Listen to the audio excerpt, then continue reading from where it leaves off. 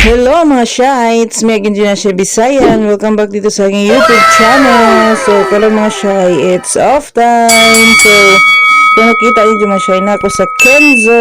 Kay off man ako mga shy, og nakadawat man ng karadyawan. Really, Pagwapahan na tumagamay si Gio.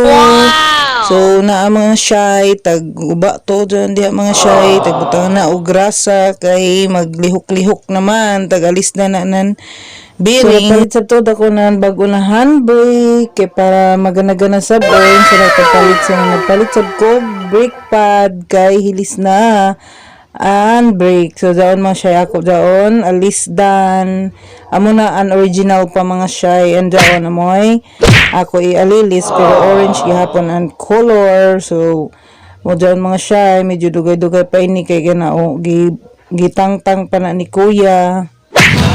Naggrasa. Naman butangan maggrasa ya. Para dili mo kuan Hindi adwaw. At this time mga shy, tagbalik na to dyan mga shy. Kay human naman nabutangan naman ng bearing mga shy. Di na siya maglingas-lingas mga shy an kung mag-drive ko. So, balik na ni kuya. Buotan na to na si kuya. Pwede na ni na siya duulon diya sa Kenzo. O daon. Ija nga yan kay si Kuya Jake. So, that time mga shy, adjust na dyan ni Kuya Jake. So, amo dyan, kinahanglan pukpukon kay may posibilidad mga shy na mo ungot man na pag mag-drive ka kung dili ni mo ma-adjust. So, imnan sa natog tubig niya mga shy kay 30 kapaso mga shy. So, karon mga shy, gibutang na mga shy ang mga brake pad mga shy. Kay grabe nakadugay sa brake pad, mga 3 years nakapin ang brake pad amo pa na pulihan. So, karon mga shy, humana na pulihan ang brake pad. So, itry na ni kuya kung dili ba muungot or muungot ba. So, drive-ban sa na ni dyan. Karon mga shy, nabalik pa na si kuya. Ay, dahil na sa mga shy, nabalik na si kuya. Okay na siguro mga shy, check na sa na ni dyan kung okay ba. So, okay naman mga shy, gibalik na ni kuya. O ang last ni dyan na hinuhan mga shy is alis na ni dyan ang brake.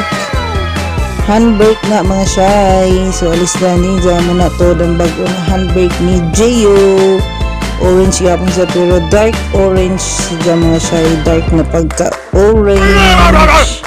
So, naa na mga shy. Nabutang na siya. Muna dyan ang bago. Gana na siya mga shy. O, gamo sabi niya daan di sa pika. So, lahiran kalainan nila mga shy. So, medyo lang mga shy, magwapagwapa si Gio. So, orange na orange kasi siya kaladya mga shy.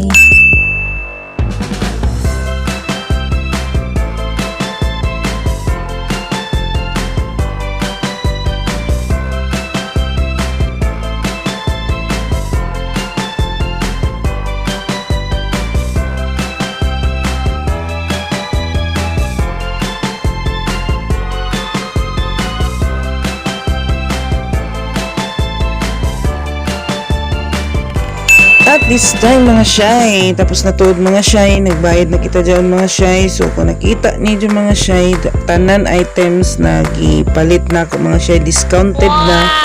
Pwede tuod ka mo hangyo mga shy, pero kung di ka mo hangyo, di ka mo discountan. So ako kay no hangyo man, so naka-discount ko mga shy. So mao to 500 lang kapin. So mauna na ako sukli. Okay, kaya makuha na to dyan mga shy nan. Panhatag ng kuya, bayron na to ng kuya is 350 mga shy.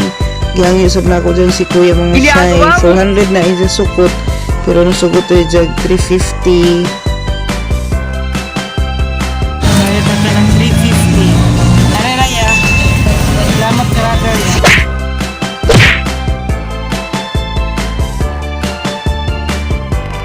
Tapos naman mga shy, nahanginan. So, pasunod ako doon mga shy sa washingan at si Gio mga shy kay para magkuha pa. So, dito kita mga shy sa wash and go.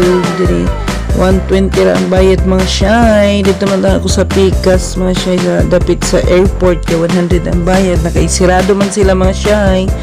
So, diri kita magpa Limpyo kan Gio.